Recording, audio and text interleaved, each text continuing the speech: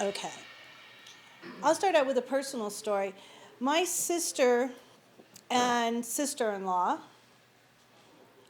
they've been married now since became legal, but they've been together for over 20 years. And they're fiscal conservatives. And I didn't really even think about it until, during the campaigns, I see my sister, she's on Facebook. She's, Trump this, Trump that.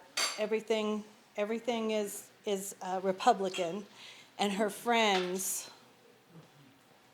are just bashing her. And she stood strong. She still stands with her beliefs. She says, we got what we wanted. Our family is whole because of it.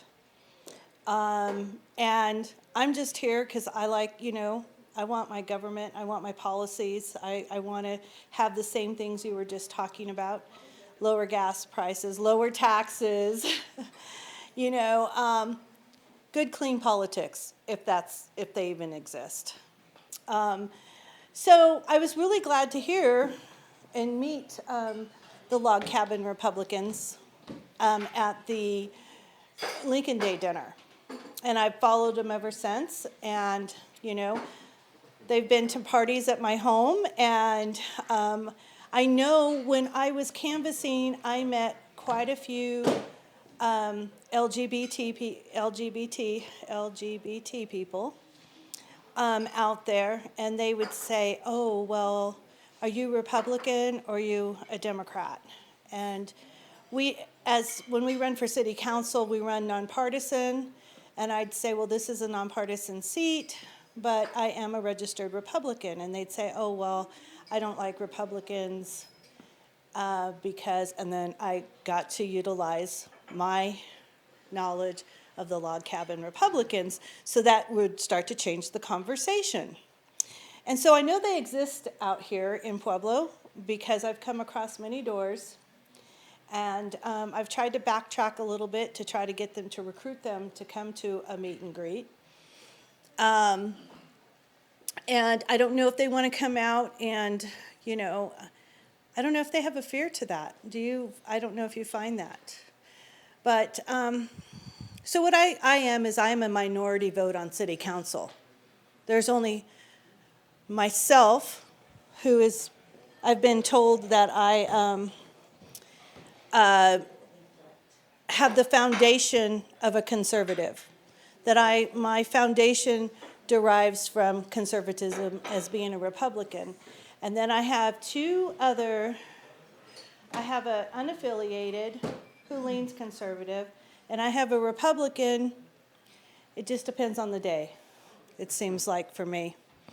And so I can't get a whole lot of things changed in the day-to-day vote or bring things to the table that anybody's going to want to vote for.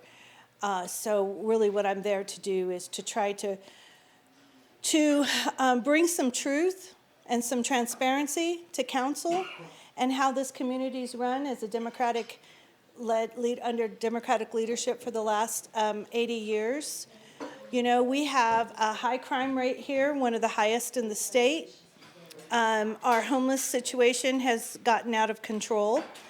And we have our police, both of our law enforcement agencies are short over 70 officers. And we suffer a lot of the crime and the homelessness, and all of that comes from state legislation. Because, see, I'm just a mom and a grandma who just decided I'm tired of what's going on, so I'm going to step up and run for city council.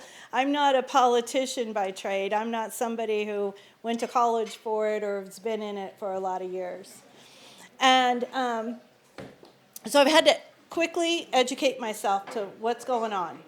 And so what I learned was that due to the Senate bills and the House bills that have been passed at the state level,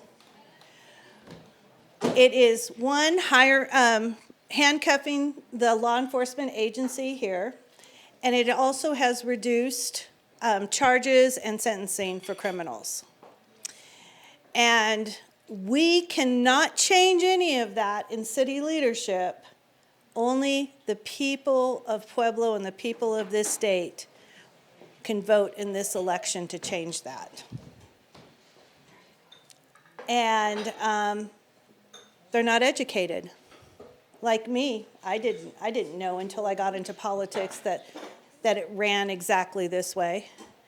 And so it's a big task for all of us to get the word out, to start educating our fellow citizens and letting them know how important this election is. If we don't win this election, and I'm going to tell you that when I say if we don't win, I'm asking for people to vote their values. What do they value? Do you value faith, family, country? Do you value public safety? Do you value lower taxes? And I don't think at any point in this time, it doesn't matter which party you're affiliated with, I believe that instead of putting a title on you as to what party you're affiliated with, I want people to just look within and vote their values in 2022. And so that's where I'm at this today, and I feel like as much as I can't do anything locally as a city council, I mean, I can. There are things I do. I'd like to do more, but the one thing I can do is I work with Stephen Varela here as his campaign director, and we are fighting to change it for not just Pueblo, but for all cities when it comes to public crime and safety, when it comes to some of the laws and the bills that are put forth, to keep small businesses running, to possibly even give a little bit more respect to the pro-life people and the situation that's going on there. And so if I can't fight it all by myself here at local level, I'm going to help fight it with Stephen through getting him elected at state level. That's all I have.